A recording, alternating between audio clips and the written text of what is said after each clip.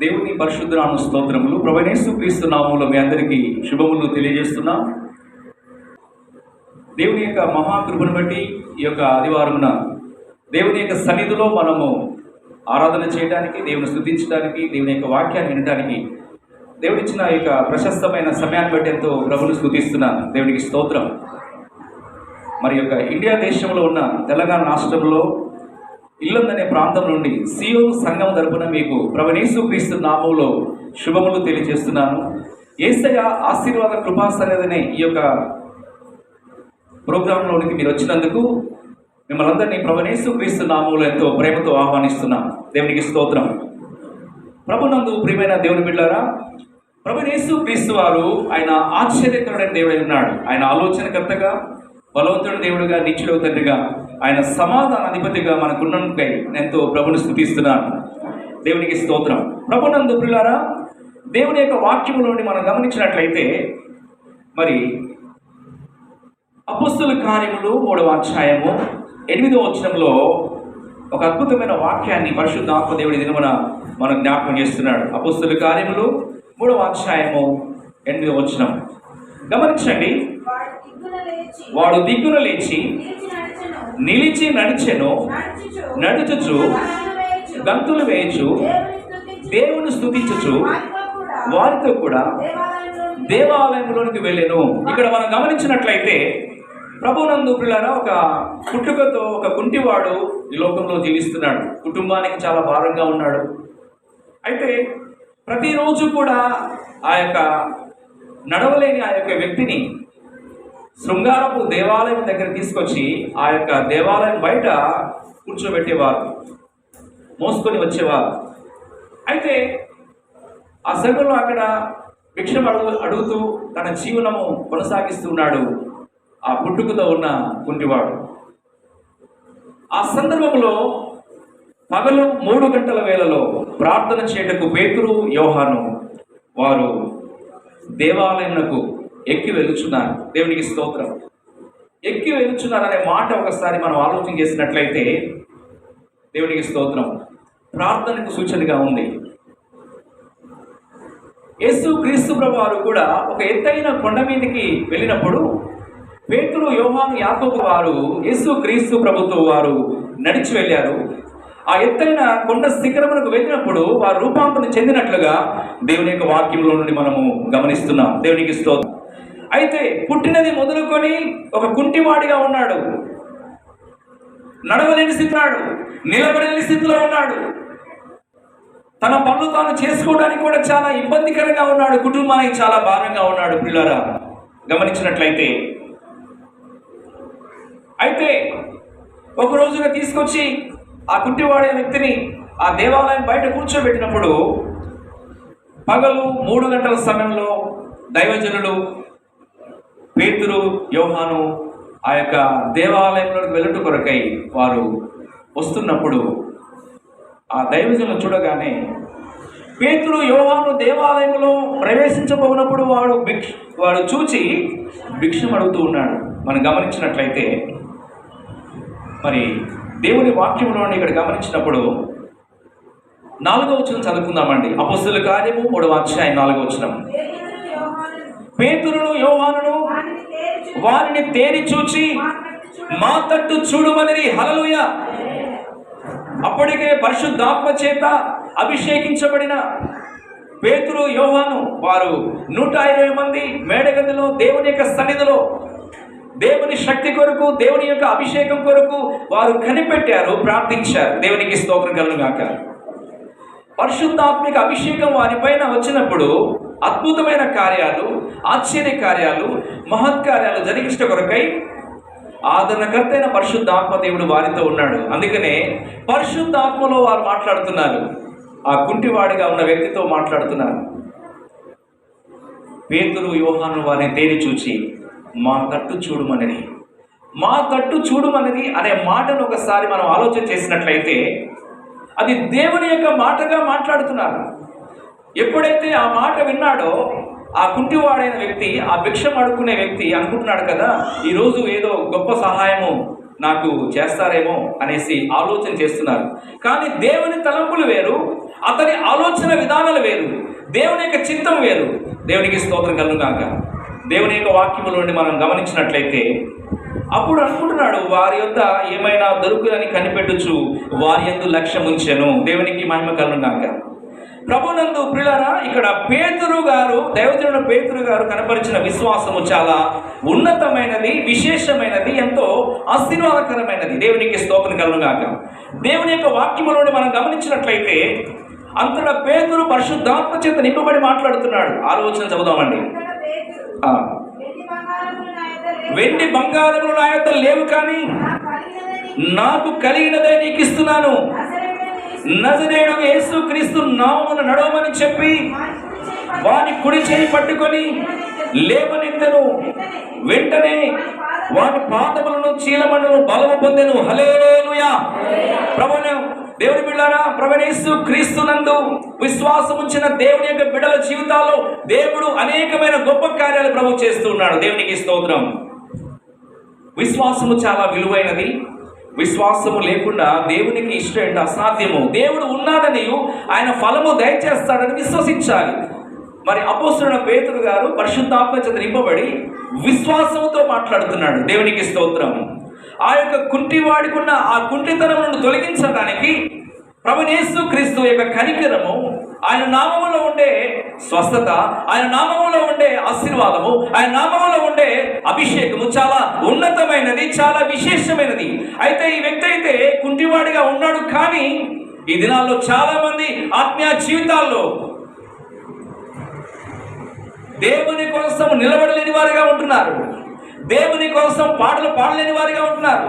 దేవుని సన్నిధిలో సాక్ష్యం చెప్పలేని వారిగా ఉంటున్నారు. ఎవరు కుంటివారి లోకములో ఒకసారి ఆలోచన చేసినట్లయితే ప్రభువైన యేసుక్రీస్తు వారు నీ కొరకు నా కొరకు ఆయన శిలువ రక్తము కాచి ఆయన ప్రాణం పెట్టి ఉన్నాడు. యేసు రక్తము ప్రతి పాపము నుండి మనల్ని పవిత్రులుగా చేస్తుంది. అయితే యేసుక్రీస్తు ప్రభువు వారు ఆయన స్వరక్తమును చిందించి సంఘమును స్థాపించాడు. ప్రపంచమున్న సంఘము, సార్వత్రిక సంఘము ద్వారా దేవుడు తన పనిని జరిగించాలని, తన యొక్క ఉద్దేశాన్ని తెలియచేయాలని, నశించిపోచున్న ఆత్మల కొరకు సంఘములో ఉన్న విశ్వాసులు, సార్వత్రిక సంఘములో ఉన్న విశ్వాసులు అనగా దేవుని రాకడ కొరకు సిద్ధపడుతున్న సంఘం, ఆ సంఘము ఒక మహిమగల సంఘం, ఒక పరిశుద్ధమైన సంఘము, అనిర్దోషమైన సంఘం, రాకడలో ఎత్తబడుచున్న సంఘము కొరకు దేవుడు మాట్లాడుతున్న మాట. నీవు నడవలేని వ్యక్తిగా ఉన్నావేమో, ఒక కుంటివాడిగా ఉన్నావేమో ఆత్మీయ జీవితంలో, దేవుని కొరకు పాటలు పాడలేని స్థితిలో ఉన్నావేమో, ప్రార్థన చేయలేని స్థితిలో ఉన్నావేమో, ఈ సమాజంలో అనేక మంది మధ్యలోనికి వెళ్ళి దేవుని స్వార్థని ఇంతవరకు ప్రకటించలేదేమో. దేవుని జీవితంలో చేసిన ఉపకారములు, దేవుని జీవితంలో చేసిన స్వస్థ, దేవునికి స్తోత్రం కలుగును గాక. ప్రభునందు ప్రియులారా, దేవుని యొక్క వాక్యంలో మనం గమనించినట్లయితే ఈ దినాల్లో నీవు దేవుని కోసం నిలబడాలని, దేవుని కొరకు జీవించాలని ఈ వాక్యం ద్వారా దేవుడు మనతో మాట్లాడుతూ ఉన్నాడు. మొట్టమొదటిగా పేతురు కనపరిచిన గొప్ప విశ్వాసము చాలా ఉన్నతమైనది. ప్రభువైన యేసుక్రీస్తు నామములో, నజరేయుడు యేసుక్రీస్తు నామములో నడవమని చెప్పి వాని కుడి చేయి పట్టుకొని లేవనెత్తెను. దేవునికి స్తోత్రం. నువ్వు ఏ స్థలంలో ఉండి ఈ వాక్యం వింటున్నావో, అయితే ప్రభువైన యేసుక్రీస్తు ఆయన నిన్ను ప్రేమిస్తూ ఉన్నాడు. ఆయన కనికరము, ఆయన కృప, ఆయన ప్రేమ నిన్ను వెతుకుతూ ఈ సమయంలో నీతో మాట్లాడుచూ ఉన్నది. దేవునికి స్తోత్రం కలుగును గాక. దేవుని వాక్యములను చూసినట్లయితే ఆయన అతని చెయ్యి పట్టుకొని లేవనెత్తెను. దేవునికి స్తోత్రం. నువ్వు ఏ స్థితిలో ఉన్నా సరే, ఎటువంటి బాధలో ఉన్నా సరే, ఎటువంటి కష్టములు ఉన్నా సరే, ఎటువంటి ఇబ్బందులు ఉన్నా సరే, ప్రభువైన యేసుక్రీస్తు ఆయనను చెయ్యి పట్టుకొని ఆయన లేవనెత్తే దేవుడుగా ఉన్నాడు. దేవునికి స్తోత్రం. నీ ఉన్న స్థితి నుండి నువ్వు బయటికి రావాలి. హల్లెలూయా. దేవుని వాక్యములో నుండి మనం గమనించినట్లయితే ప్రభునందు పిల్లరా, అపొస్తలుల కార్యము 3వ అధ్యాయము 7వ వచనం గమనించినట్లయితే వాని కుడి చేయి పట్టుకొని లేవనెత్తెను. వెంటనే వాని పాదములను చీలమను బలము పొందెను. దేవునికి స్తోత్రం. ఇప్పటి వరకు దేవుని విషయంలో ఒక బలహీనురాలుగా ఉన్నావా, ఒక బలహీనుడుగా ఉన్నావా? అయితే ప్రభువైన యేసుక్రీస్తు ఆయనను ప్రేమిస్తున్నాడు. యెహోవా తన ప్రజలకు బలమును, సమాధానమును, ఆశీర్వాదమును అనుగ్రహించును. దేవునికి స్తోత్రం. బలవంతుడైన దేవుడు, లోకాన్ని జయించిన యేసు క్రీస్తు ప్రభు, పాపాన్ని జయించిన యేసు క్రీస్తు ప్రభు, ప్రకృతిని జయించిన యేసు క్రీస్తు ప్రభు వారు, అపవాదిని జయించిన యేసు క్రీస్తు ప్రభు వారు, వ్యాధిని జయించిన యేసు క్రీస్తు ప్రభు వారు, లోకాన్ని జయించిన యేసు క్రీస్తు ప్రభు వారు, మరణముల పాతాలను జయించిన యేసు క్రీస్తు ప్రభు ఆయన నీతో మాట్లాడుచున్నాడు. ఈ దినమున నీ ఒక బలహీనుడుగా, ఒక బలహీనురాలుగా ఉండటం దేవుని చిత్తం కాదు. నీకు బలం ఇవ్వటానికి, నీకు శక్తిని ఇవ్వటానికి, నీకు అభిషేకం ఇవ్వటానికి ప్రభువైన యేసు క్రీస్తు వారు చెప్పిన ఒక గొప్ప వాగ్దానం ఏంటంటే, నేను వెళ్ళి మీకు పరిశుద్ధాత్మను పంపిస్తాను, ఆదరణకర్తను పంపిస్తాను. పరిశుద్ధాత్మ దేవునికి ఎవరైతే లోబడి ఉంటారో, దేవుని ఆత్మ చేత ఎవరైతే నింపబడతారో వారు దేవుని కొరకు నిలబడతారు, నడవగలుగుతారు, ప్రభు కొరకు సాక్షులుగా ఈ లోకంలో ఉంటారు. దేవుని వాక్యములో నుండి ఇక్కడ గమనించినట్లయితే దేవుని వలన నీవు బలము పొందుతున్నావు. దేవునికి స్తోత్రం కలుగుగాక. అపొస్తలుల కార్యములు 3:8 చదివినట్లయితే వాడు దిగ్గున లేచినట్లుగా మనం చూస్తున్నాం. హల్లెలూయా. ఇంతవరకు దేవుని కొరకు నువ్వు నిలబడని స్థితిలో ఉన్నావేమో, సంఘములో, సమాజంలో, బంధువుల మధ్యలో, స్నేహితుల మధ్యలో నీవు దేవుని కొరకు నిలబడిన స్థితిలో ఉన్నావేమో. అయితే ప్రభువైన యేసు క్రీస్తు వారు ఆయనను ప్రేమిస్తూ ఉన్నాడు. నీవు నరపుత్రుడా, నీవు చక్కగా నిలబడము, నీతో మాట్లాడుతాను. ప్రభువైన యేసు క్రీస్తు వారు ఆయన కొండ మీద ప్రసంగంలో ఆయన చెప్పిన మాట ఏంటంటే, ఆత్మ విషయమై దీనులను వారు ధన్యులు, పరలోక రాజ్యము వారిది. దుఃఖపడు వారు ధన్యులు, వారు ఓదార్చబడతారు. సాత్వికులు ధన్యులు, వారు భూలోకమును స్వతంత్రించుకుంటారు. నీతి కొరకు ఆకలి తప్పులు గల వారు ధన్యులు, వారు తృప్తిపరచబడతారు. హృదయ శుద్ధి గల వారు ధన్యులు, వారు దేవుణ్ణి చూస్తారు. దేవుని వాక్యములో ఇక్కడ గమనించినట్లయితే పరిశుద్ధాత్మ దేవుడు మనతో మాట్లాడుచున్నాడు. దేవునికి స్తోత్రం. ఆ కుంటివాడైన వ్యక్తి జీవితంలో ఒక అద్భుతమైన స్వస్థత, ఒక అద్భుతమైన ఆశీర్వాదము, ఒక అద్భుతమైన తన జీవితంలో అద్భుతమైన కార్యము జరుగుతున్నట్లుగా మనం చూస్తున్నాం. ఆత్మీయ జీవితంలో ఒకవేళ నీవు కుంటి వ్యక్తిగా ఉన్నావేమో, ప్రభువు కొరకు ఇంతవరకు నేను నిలబడలేకపోయినావేమో, సంఘములో దేవుడు నీకు ఇచ్చిన తలాంతులు, దేవుడు నీకు ఇచ్చిన ఆశీర్వాదాలు, దేవుడు నీకు ఇచ్చిన దీవెనలు ఇంతవరకు ఉపయోగించకుండా నీవు జీవిస్తున్నావేమో. అయితే ఈరోజు ప్రభు నీతో మాట్లాడుచున్నాడు. దేవునికి స్తోత్రం. అయితే ప్రభువు కొరకు నీవు నిలబడాలి, ఆయన కొరకు జీవించాలి. దేవుని వాక్యములను ఇక్కడ గమనించినట్లయితే ప్రభునందు ప్రియులారా, దేవునికి స్తోత్రం. అపొస్తలుల కార్యములు 3:8 అక్కడ దిక్కున లేచి నిలిచినట్లుగా మనం చూస్తున్నాం. నా యందు నిలిచి ఉండుడి, మీ యందు నేను నిలిచి ఉంటాను. ప్రభువైన యేసు క్రీస్తు సహవాసములో, అంటే అపొస్తలుల బోధ యందును, రొట్టె విరుచుట యందును, ప్రార్థన చేయట యందును సహవాసములో ఎవరైతే ఉంటారో వారు దేవుని వాక్యములో నిలిచి ఉంటారు, సహవాసంలో నిలిచి ఉంటారు, అభిషేకంలో నిలిచి ఉంటారు, ఆశీర్వాదంలో నిలిచి ఉంటారు. నీ జీవితంలో నువ్వు ఆత్మీయంగా, ఆర్థికంగా అభివృద్ధి చెందాలంటే యేసు క్రీస్తు ప్రభువులో నిలిచి ఉండు. ఆయన వాక్యాన్ని ప్రేమించు, అభిషేకం కొరకు కనిపెట్టి ప్రార్థన చేయి. నీ జీవితంలో దేవుడు ఒక నూతనమైన కార్యాన్ని ప్రభు జరిగించబోతున్నాడు. దైవ జనాంగమా, దేవుని యొక్క వాక్యములోని మనం గమనించినట్లయితే అపొస్తలుల కార్యం 3:8 నడిచెను అని రాయబడింది. హల్లెలూయా. ప్రభువు కోసం నడుస్తున్నాడు. హల్లెలూయా. నిలబడ్డాడు, ఏంటండి, నిలిచాడు, నడుస్తున్నాడు. దేవునికి స్తోత్రం. ఎఫెసీయులకు రాసిన పత్రిక 5:1 మనం గమనించినట్లయితే ఎఫెసీయులకు రాసిన పత్రిక 5:1 కావున మీరు ప్రియులైన పిల్లల వలె దేవుని పోలి నడుచుకొనుడి. దేవునికి స్తోత్రం. క్రీస్తు మిమ్మల్ని ప్రేమించి పరిమళ వాసనగా ఉంటకు మన కొరకు తన్ను తాను దేవునికి అర్పణముగాను బలిగాను అప్పగించుకునేను. అలాగుననే మీరును ప్రేమ కలిగి నడుచుకొనుడి. దేవుడు తన వాక్యాన్ని దీవించును గాక. ఈ వాక్యము ద్వారా దేవుడు మనతో మాట్లాడుచున్నాడు. ప్రభువునందు ప్రియులారా, దేవుని వాక్యములో మనం గమనించినట్లయితే 32వ కీర్తన 8వ చదువుదామండి. 32వ కీర్తన 8వ నీకు ఉపదేశము చేసేదను, నీకు నడవలసిన మార్గమును, నీవు నడవలసిన మార్గం నీకు బోధించదను, నీ మీద దృష్టి ఉంచి నీకు ఆలోచన చెప్పేదను. హల్లెలూయా. దేవుడు తన వాగ్దానాన్ని ఇస్తున్నాడు.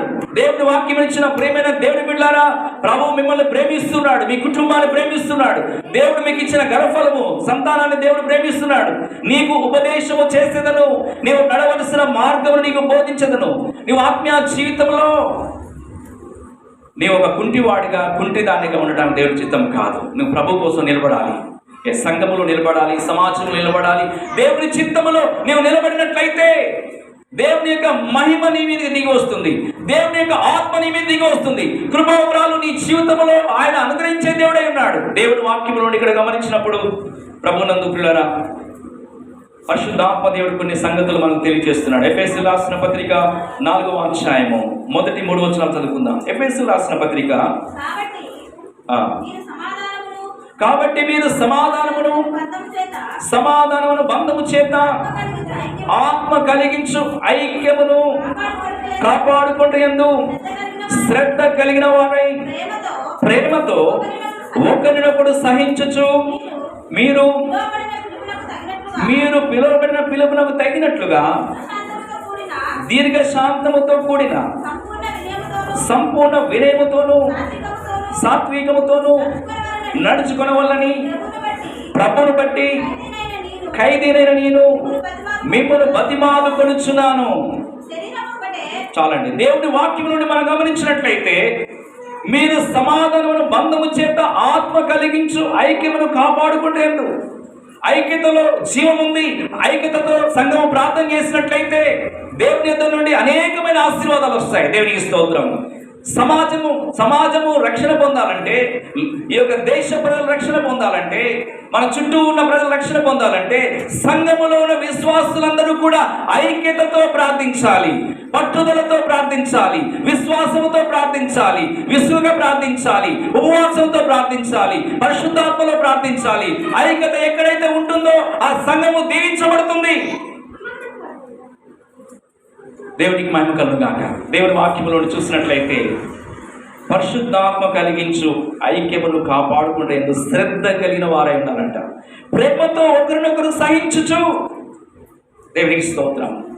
మీరు పిలువబడిన పిలుపునకు తగినట్లుగా దీర్ఘశాంతముతో కూడిన సంపూర్ణ వినయముతోను సాత్వికముతోను నడుచుకునాలి. హల్లెలూయా. ప్రభువును బట్టి ఖైదీని నేను మిమ్మల్ని బతిమాలుకొనుచున్నానని అపోస్తలుడైన పౌలు గారు అంటున్నాడు ఎఫెసీ సంఘానికి. దేవునికి స్తోత్రం.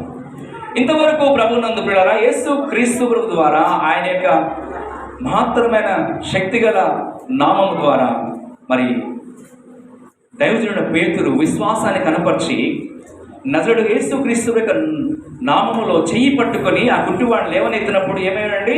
దేవునికి స్తోత్రం. ఆయనకి చీలమండ నుండి బలము పొందినట్లుగా మనం చూస్తున్నాం. దేవునికి స్తోత్రం.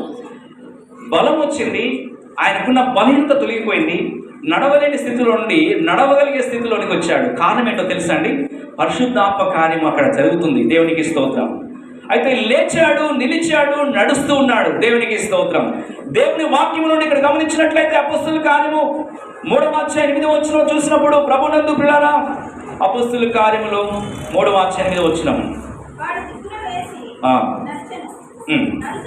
నడుచుచు గంతులు వేయచ్చు. హల్లెలూయా. ఈ మాట చాలా జాగ్రత్తగా వినండి.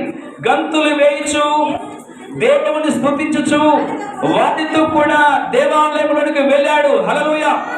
అప్పటి వరకు నిలబడలేకపోయాడు, నడవలేకపోయాడు, ఏంటంటే పరుగెత్తలేకపోయాడు. గమనించండి, దేవాలయం బయటే ఉన్నాడు అప్పటి వరకు. కానీ ఎప్పుడైతే అతనికి స్వస్థత కలిగిందో, దేవుడు మహాకృపను బట్టి స్వస్థత పొందాడో, దేవాలయం బయటికి లోపలికి వెళ్ళిపోయాడు. బయట నుండి లోపలికి గంతులు వేస్తూ వెళ్ళాడు. ఎంత గొప్ప మాట! దేవునికి స్తోత్రం. గంతులు వేయటం, పరిశుద్ధాత్మలో ఆనందం. అభిషేకం దిగి వస్తే నీవు ఆనందిస్తావు. పరిశుద్ధాత్మ చేత నింపబడితే, దేవుని యొక్క ఆత్మ చేత నింపబడినట్లయితే దేవుడు తన కృపాక్షేమం నీకు అనుగ్రహిస్తాడు. దేవునికి స్తోత్రం. దేవుడు నీ జీవితంలో ఎన్నో మేలు, ఎన్నో ఉపకారములు ఆయన చేస్తూ ఉంటాడు. గంతులు వేస్తున్నాడు. ప్రభు కోసం గంతులు వేసేవారు ఎంతమంది? ప్రభు కొరకు నిలబడేవారు ఎంతమంది? ప్రభు కొరకు జీవించేవారు ఎంతమంది? అపోస్తలుల కార్యము మరి 3వ అధ్యాయం చూసాము. స్తుతిస్తున్నాడు, దేవుని స్తుతిస్తున్నాడంట. ఏం చేస్తున్నాడండి? 34వ కీర్తన 1వ వచనం చదువుకుందామండి. 34వ కీర్తన 1వ వచనం గమనించినట్లయితే, నేను ఎల్లప్పుడూ యెహోవాను సన్నుతించెదను, నిత్యము ఆయన కీర్తి నా నోట ఉండెను. దేవునికి స్తోత్రం. ప్రభునందు ప్రియులారా, దేవుని వాక్యంలో ఇక్కడ గమనించినట్లయితే పరిశుద్ధాత్మ దేవుడి వాక్యం ద్వారా ప్రభు మనతో మాట్లాడుచున్నాడు. నేను ఎల్లప్పుడూ యెహోవాను స్తుతించెదను, నిత్యము ఆయన కీర్తి నా నోట ఉండును. హల్లెలూయా. ఎల్లప్పుడూ ప్రభుని స్తుతించాలి, ఎల్లప్పుడూ ప్రభుని ఆరాధించాలి, ఎప్పుడు ఆయనను గణపరచాలి. దేవుని వాక్యము నుండి చూసినట్లయితే పరిశుద్ధాత్మ దేవుడు మనతో మాట్లాడుచున్నాడు. 33వ కీర్తన నుండి మొదటి వచనం చదువుదాం. నీతిమంతులారా యెహోవాను బట్టి ఆనంద గానము చేయుడి, స్తుతి చేయుట యథార్థవంతులకు శోభస్కరం. స్తుతి చేయుట, స్తుతిలో శక్తి ఉంది. దేవుని స్తుతించే దైవ జనాంగము వారు చీకటిలో నుండి ఆశ్చర్యకరమైన వెలుగులోనికి వస్తున్నారు. వారిని ఏ విధంగా పిలువబడుతున్నారంటే రాజులైన యాజక సమూహముగాను, ఏర్పరచబడిన వంశముగాను, పరిశుద్ధమైన జనముగాను, దేవుని యొక్క సొత్తైన ప్రజలుగా పిలువబడుతున్నారు. ఎందుకంటే ప్రభువైన యేసుక్రీస్తు వారు మనందరి కొరకై ఆయన లోకమునకు వచ్చి ఆ గొల్గోతా కొండ పైన ఆయన సిలువ రక్తం కార్చి ప్రాణం పెట్టి ఉన్నాడు. విలువైన రక్తము, పరిశుద్ధమైన రక్తము, విమోచించే యేసు యొక్క రక్తము ద్వారా కడగబడిన దేవుని బిడ్డలు, వారు విలువ పెట్టి కొనబడిన వారిని దేవుని యొక్క వాక్యములో నుండి మనం గమనిస్తున్నాం. దేవుని వాక్యములో నుండి ఇక్కడ గమనించినట్లయితే 103వ కీర్తన 1-2 వచనాలు చూసినట్లయితే ప్రభునందు పిల్లలారా, దేవుని స్తుతించేవారు కావాలి. నీ జీవితంలో దేవుడు ఎన్నో మేలు చేశాడు. భయంకరమైన వ్యాధుల నుండి, శోధనల నుండి, శ్రమల నుండి, ఇరుకు ఇబ్బందుల నుండి, అనేకమైన పోరాటాల నుంచి ప్రభు మనల్ని విడిపించాడు. అయితే దేవుడు చేసిన మేలులు ఒక 10 మందికైనా నువ్వు చెప్పావా? నీ బంధువులకైనా, నీ స్నేహితులకైనా, నీ ఇరుగు పొరుగు గారికైనా ఎప్పుడైనా ప్రభు చేసిన మేలులు ఎప్పుడైనా చెప్పావా? ఈరోజు దేవుడు నీతో మాట్లాడుచున్నాడు. దేవుని వాక్యంలో చూసినట్లయితే 103వ కీర్తన 1-2 వచనాలు. నా ప్రాణమా యెహోవాను స్తుతించుము, నా అంతరంగమున సమస్తమా ఆయన పరిశుద్ధ నామమును స్తుతించుము. నా ప్రాణమా యెహోవాను స్తుతించుము, ఆయన చేసిన ఉపకారములు దేనిని మరొకము. హల్లెలూయా. ప్రభునందు పిల్లారా, ఒక ధనవంతుడైతే ఒక రాత్రి తన పడగదిలో తన ప్రాణంతో మాట్లాడుతూ ఉన్నాడు. ఎందుకంటే ఆ సంవత్సరంలో విస్తారమైన ధాన్యము పంట పండింది అనమాట. విస్తారమైన వడ్లు ఆ పొలంలో, ఆయన వేసిన పొలంలో విస్తారమైన పంట వచ్చింది. అయితే ఆ ధాన్యాన్ని సమకూర్చుకోవడానికి పెద్ద పెద్ద గోడౌన్స్ కట్టాడు, పెద్ద పెద్ద రూమ్లు కట్టాడు. అయితే ఐశ్వర్యం ఉంది, అన్నీ ఉన్నాయి. అతని జీవితంలో రక్షణ లేదు. ఒక త్రాగుబోతుగా ఉన్నాడు. మందు తాగుతూ ఏమంటున్నాడు? ఓ నా ప్రాణమా, తినము, త్రాగుము, సుఖించుము, నీకు కావలసిందంతా ఉందంటున్నాడు. ఆ రాత్రి దేవుడు మాట్లాడుతున్నాడు, ఓ ఫూల్, వెర్రివాడా, ఈ రాత్రి నీ ప్రాణము తీసుకుంటే నువ్వు ఎక్కడ ఉంటావు? నువ్వు సంపాదించిన ఆస్తిపాస్తులు ఏమైపోతాయి? ప్రభునందు పిల్లారా గమనించండి. అయితే దావీదు తన జీవితంలో అంటున్నాడు, నా ప్రాణమా యెహోవాను స్తుతించుము, నా అంతరంగమున సమస్తమా ఆయన పరిశుద్ధ నామమును స్తుతించుము. నా ప్రాణమా యెహోవాను స్తుతించుము, ఆయన చేసిన ఉపకారములలో దేనిని మరొకము. దేవుడు మన జీవితంలో ఎన్నో మేలు చేశాడు. దేవునికి స్తోత్రం. ఎన్నో ఉపకారాలు చేశాడు. అయితే దేవుడు చేసిన ఉపకారములు, దేవుడిచ్చిన ఆశీర్వాదాలు, ప్రభు ఇచ్చిన స్వస్థత, ప్రభు ఇచ్చిన ఆరోగ్యాన్ని బట్టి ఎప్పుడైనా ఎవరికైనా నీవు సాక్ష్యం చెప్పావా? నీ జీవితంలో నీ ఆత్మీయ జీవితం ఎలా ఉంది? నీ ప్రార్థనా జీవితం ఎలా ఉంది? ఈరోజు దేవుడు మాట్లాడుతున్నాడు.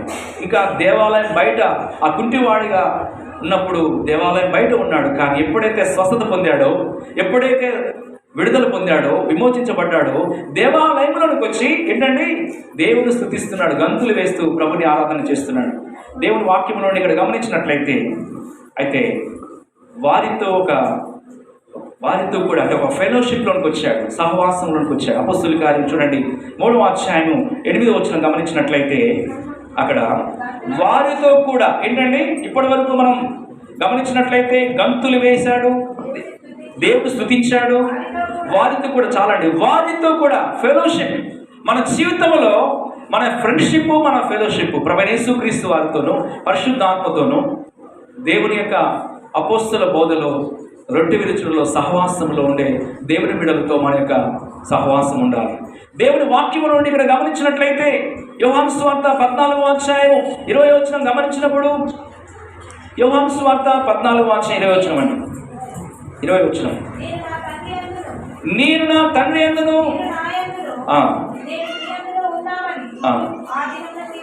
దేవునికి స్తోత్రం. నేను నా తండ్రి యందును మీరు నా యందును నేను మీ యందును ఉన్నామని ఆ దినమున మీరు ఎరుగుదురు. హల్లెలూయా.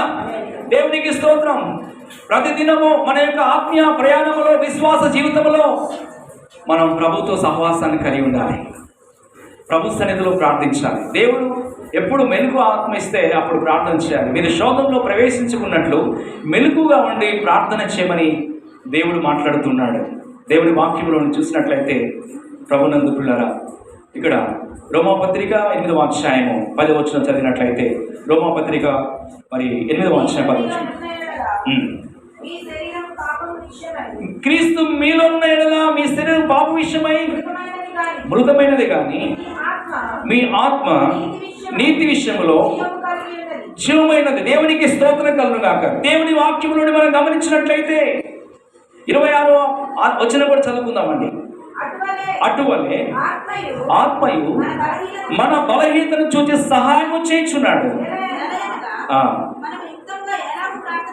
ఏదైనా మనం యుక్తముగా ఎలాగో ప్రార్థన చేయవలనో మనకు తెలియదు, కానీ ఉచ్చరింప శక్యము కానీ మూలుగులతో ఆ ఆత్మ మన పక్షంలో విజ్ఞాపన చేయుచున్నాడు. 28వ వచనం చదువుకుందాం. దేవుని ప్రేమించు వారికి అనగా ఆయన సంకల్పము చొప్పున పిలువబడిన వారికి మేలు కలుగుటకై సమస్తమును సమకూడి జరుగుచున్నవని ఎరుగుదము. దేవునికి మహిమ కలుగుగాక.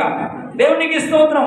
దేవుని ప్రేమించు వారికి, సహవాసాన్ని ప్రేమించు వారికి, దేవుని వాక్యాన్ని ప్రేమించు వారికి దేవుని ప్రత్యక్షత ఎంతో ఉన్నతముగా ఉంటుంది. ఆయన ప్రత్యక్షతలోనే ఆశీర్వాదం ఉంది, ఆయన ప్రత్యక్షతలోనే అభిషేకం ఉంది, ఆయన ప్రత్యక్షతలోనే ఆరోగ్యం ఉంది. ఆయన ఇచ్చే ప్రత్యక్షత ద్వారానే మనము దీవించబడుతున్నాం, ఆశీర్వదించబడుతున్నాం. దేవుని వాక్యం నుండి మనం గమనించినట్లయితే అపోస్తలుల కార్యము 3వ అధ్యాయం 8వ వచనంలో దేవాలయంలోకి వెళ్ళినట్లుగా మనం చూస్తున్నాం. ఈ సందర్భంలో యోహాను సువార్త 5వ అధ్యాయము 14వ వచనం చదువుకుందామండి. యోహాను సువార్త 5వ అధ్యాయం 14వ వచనం.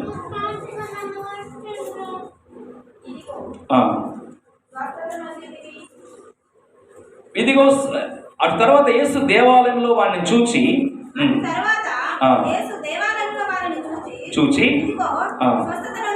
ఇదిగో స్వస్థత ఉంది. దేవునికి మహిమ కలుగును గాక. ప్రభునందు పిల్లరా, దేవుని యొక్క వాక్యం నుండి ఇక్కడ గమనించినట్లయితే ఆత్మీయ స్వస్థత, శారీరక స్వస్థత, మానసిక స్వస్థత ప్రభువైన యేసుక్రీస్తు ద్వారా మనం పొందుకుంటున్నాం. దేవుని వాక్యం నుండి ఇక్కడ గమనించినప్పుడు మన దేహం ఒక ఆత్మీయ దేవాలయముగా ఉన్నదని వాక్యం సెలవిస్తుంది. మీరు గమనించినట్లయితే కొరింథీయులకు రాసిన మొదటి పత్రిక 3వ అధ్యాయము 16వ వచనం చదువుకుందామండి. కొరింథీయులకు రాసిన మొదటి పత్రిక 3వ అధ్యాయము 16వ వచనం చదవండి. దేవుని వాక్యం చూసినప్పుడు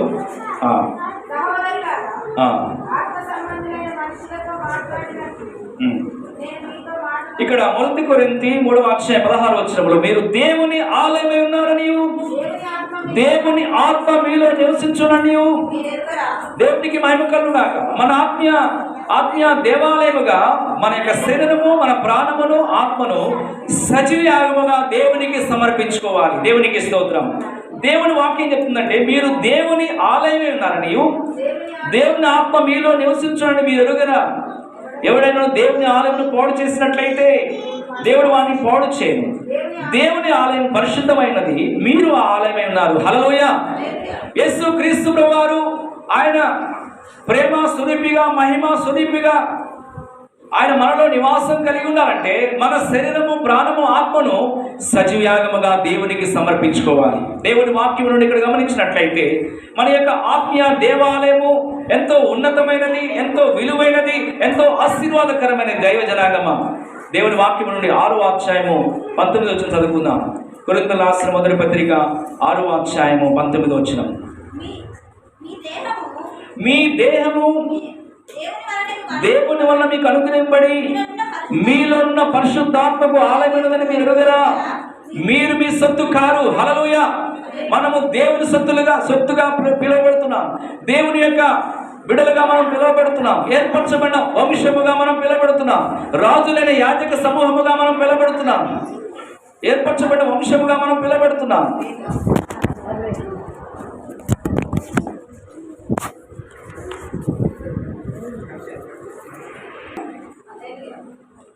ప్రభునందు ప్రియులారా, దేవుని యొక్క వాక్యము నుండి ఇక్కడ గమనించినట్లయితే, మీ దేహము దేవుని వల్ల మీకు అనుగ్రహింపబడి మీలో ఉన్న పరిశుద్ధ ఆత్మకు ఆలయమైనదని మీరు ఎరుగరా?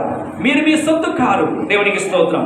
విలువ పెట్టి కొనబడిన వారు కనుక మీ దేహముతో దేవుని మరపరిచిరి. దేవునికి స్తోత్రం. ఇప్పటి వరకు నీవు దేవుని కోసం నిలబడలేకపోయావేమో, దేవుని కొరకు పాటలు పాడలేకపోయావేమో, ప్రభువు సన్నిధిలో ప్రార్థన చేయలేకపోయావేమో, 10 మందికి దేవుని సువార్తను అనగా దేవుడు నీ జీవితంలో చేసిన మేలు ఇంతవరకు చెప్పలేని స్థితిలో ఉన్నావేమో. ఈరోజు ఒక తీర్మానం తీసుకుందాం. దేవునికి స్తోత్రం. అయితే నువ్వు ఎప్పుడైతే ఒక తీర్మానం తీసుకుంటావో, ఎప్పుడైతే నీ జీవితంలో దేవుని కోసం నిలబడతానని తీర్మానం తీసుకుంటావో, ప్రభు నీకు మానసికమైన స్వస్థతనిస్తున్నాడు, శారీరక స్వస్థతనిస్తున్నాడు, ఆత్మీయ స్వస్థతనిస్తున్నాడు. ప్రభు యేసుక్రీస్తు నామములో ఆ యొక్క దైవజనుల పేతురు నజరేయుడు యేసుక్రీస్తు యొక్క నామములో ఆ కుంటివాడికి స్వస్థత ఇచ్చినట్లుగా ఈరోజు దేవుని వాక్యం ఇచ్చిన దైవజనాంగమా, దేవుని బిడ్డలారా, ప్రభు నిన్ను ప్రేమిస్తున్నాడు. అపొస్తలుల కార్యములు 3వ అధ్యాయము 9 నుండి 10 వచనాలు చదువుకుందాం. వాడు నడుచుచు దేవుని స్తుతించుట ప్రజలందరూ చూచి శృంగారమును దేవాలయము ద్వారమునొద్ద భిక్షము కొరకు కూర్చున్న వాడు వీడని గుర్తెరిగి వారికి జరిగిన దాన్ని చూసి విస్మయంతో నిండి పరవశులైపోయారు. హల్లెలూయా. ఈ సమాజంలో ఉన్న అనేక మంది రక్షణ పొందాలంటే మన వంతుగా మనము ప్రభు కోసం నిలబడాలి, ప్రభు కోసం నడవాలి, సంఘములో, సహవాసములో, పరిచర్యలో ఆయన మహిమ కొరకు జీవించాలి. దేవునికి స్తోత్రం. అయితే ఈ లోకములో నీ ఒక మహాగరుడా, మహోన్నతుడా, పరిశుద్ధుడా, కృపగల దేవ, దయగల తండ్రి, మీ ఘనమైన నామమున స్తోత్రం చెల్లిస్తున్నా. ఇంతవరకు నాయన మీరు ఇచ్చిన వాక్య సందేశాన్ని బట్టి స్తోత్రం ప్రభా, మీకు స్తోత్రం చెల్లిస్తున్నా. అశృంగారపు దేవాలయం దగ్గర, దేవాలయం బయట నాయన ఇంటివాడిగా ఉన్న వ్యక్తి భిక్షం అడుగుతున్నప్పుడు, పేతురు, యోహాను దైవజనులు ఆ దేవాలయంలో ప్రవేశిస్తున్నప్పుడు ఆయన ఆ వ్యక్తిని మీరు కనిపించి దేవుడై ఉన్నాము. ఆ కుంటితనం నుండి విడిపించావు తండ్రి నాయన. నజరేయుడు యేసుక్రీస్తు యొక్క నామంలో నడవమని చెప్పినప్పుడు అద్భుతమైన స్వస్థ ఇచ్చావు. ఈ శ్రమలో, ఈ వాక్యంలోనూ, ఈ ప్రార్థనలో ఎంతమంది అయితే ఏకీవించారో, ఈ స్థలంలో ఎంతమంది అయితే ఏకీవించి ప్రార్థన చేస్తున్నారు, ఎవరైతే ప్రభా మీకోసం నడవలేకుండా, నిలబడలేకుండా, పాటలు పాడకుండా, స్తుతించకుండా, సాక్ష్యం ఇవ్వకుండా, మీ కొరకు జీవించకుండా ఎందరైతే ఉంటున్నారో వారిని మీ మహిమ కొరకు నిలబెట్టడం ప్రార్థన చేస్తున్నాం. వారిలో ఉన్న ఆత్మీయ జీవితమైన ఆ కుంటితనం నుంచి విడిపించడం ప్రార్థన చేస్తున్నాం. నజరేయుడు యేసుక్రీస్తు యొక్క నామములో స్వస్థత కలుగును గాక, మానసిక స్వస్థత కలుగును గాక, శారీరక స్వస్థత కలుగును గాక, ఆత్మీయ స్వస్థత కలుగును గాక. ప్రభు మీకు స్తోత్రం చెల్లిస్తున్నాం. ఆ కుంటివాడి వ్యక్తిని ఆయన స్వస్థత పడినప్పుడు నిలబడ్డాడు, నడిచాడు, గంతులు వేస్తూ ప్రభా సంతోషముతో స్తుతిస్తూ ఆయన దేవాలయంలోకి వచ్చినప్పుడు అనేక మంది చూసి సంతోషించారు. ఆయన మీకు స్తోత్రం. మా జీవితాలు కూడా ఈ లోకములో మీ మహిమ కొరకు ఉంటే కృప దయచేయండి.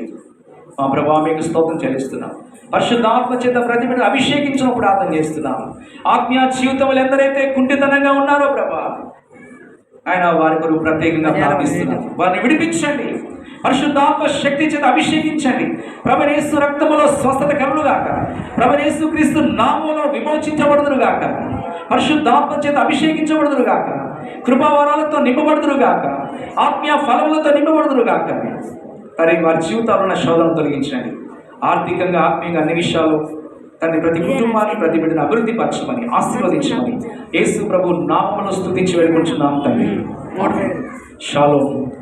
మీకు సమాధానం కలుగుగాక. ప్రభు మిమ్మల్ని, మీ కుటుంబాన్ని ప్రభు దీవించుగాక. ఆమేన్.